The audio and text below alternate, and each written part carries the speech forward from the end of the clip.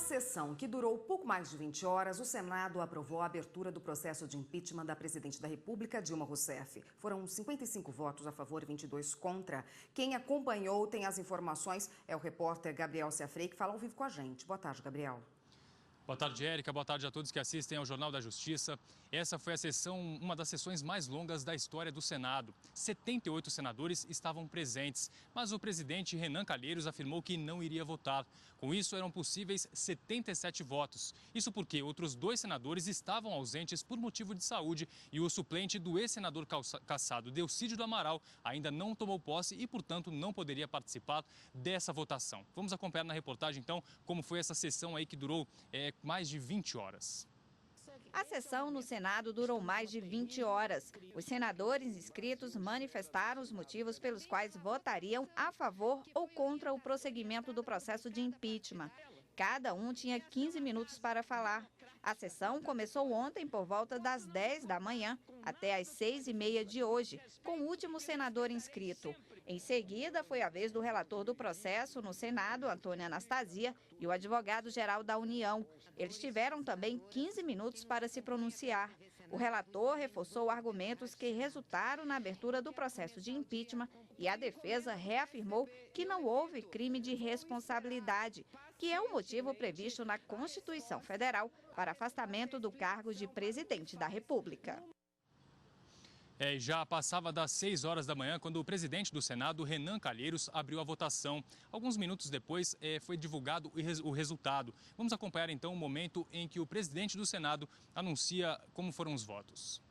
A partir do recebimento desta intimação, está instaurado o processo de impedimento por crime de responsabilidade, ficando Vossa Excelência nos termos do artigo 86, parágrafo 1º, inciso 2 da Constituição Federal, suspensa das funções de presidente da República até a conclusão do julgamento no Senado ou até a decorrência do prazo fixado no parágrafo 2º do referido artigo, de 180 dias, mantendo durante este período as prerrogativas do cargo. Está convocada a reunião da mesa do Senado Federal para amanhã às 16 horas, a qual comparecerá o excelentíssimo senhor presidente do Supremo Tribunal Federal, hoje, mais tarde às 16 horas, melhor dizendo, para assumir a presidência do Senado Federal para os fins do processo de impedimento por crime de responsabilidade da senhora presidente da República. Nessa fase do processo, bastava a maioria simples de voto para que Dilma Rousseff fosse afastada. Como o total de senadores era 78, bastava que 40 votos a favor do impeachment fossem suficientes para que ela então fosse afastada temporariamente. Na próxima parte desse processo, agora precisam de 2/3 dos votos de senadores presentes no julgamento final, para que então o Senado decida se ela será cassada definitivamente ou não. Érica, com você. Obrigada, Gabriel, pelas informações. E quem está aqui no estúdio vai explicar para a gente como fica a situação agora é a consultora jurídica da TV Justiça, Gisele Reis. Boa tarde, Gisele. Boa tarde, Érica. Boa tarde a todos. Qual é o real significado dessa admissibilidade do processo de impeachment contra a presidente da República no Senado Federal? Pode-se dizer, Érica, que a partir de agora o processo de impeachment ele nasce efetivamente, né? O processo de impeachment propriamente dito, ele tem o seu curso natural e vai ser julgado por quem tem a competência constitucional para julgar crime de responsabilidade praticado por determinadas autoridades. Então é a partir de agora que nós vamos ter uma sucessão de atos, né? Existe uma fase de admissibilidade que foi essa que aconteceu. Vai ter uma fase probatória e depois uma fase de julgamento. E é importante que a gente, na verdade, esclareça que esse processo de crime de responsabilidade, que é chamado de impeachment, ele tem como finalidade apurar e punir, como crimes de responsabilidades praticados por autoridades, como a presidente da República. Existe uma previsão que é a da Lei 1079 de 50, também a própria Constituição Federal, ela também estabelece em alguns artigos normas que falam sobre esse processo de impedimento. O pressuposto básico para que o impeachment aconteça é a existência de um crime de responsabilidade.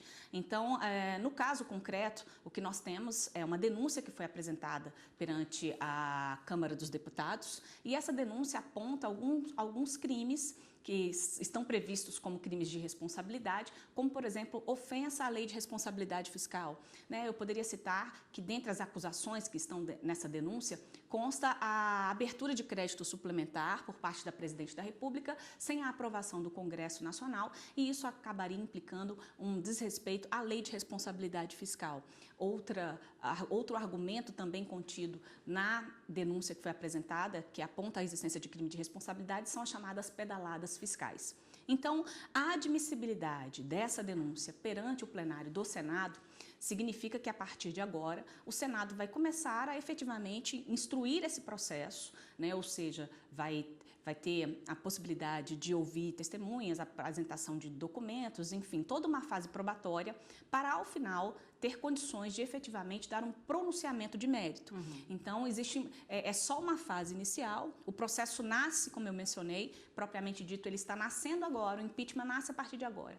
E, ao final, poderá haver, então, uma condenação ou não. Se houver condenação, como esse crime de responsabilidade, esse procedimento de impeachment que apura crime de responsabilidade, ele tem uma natureza eminentemente política.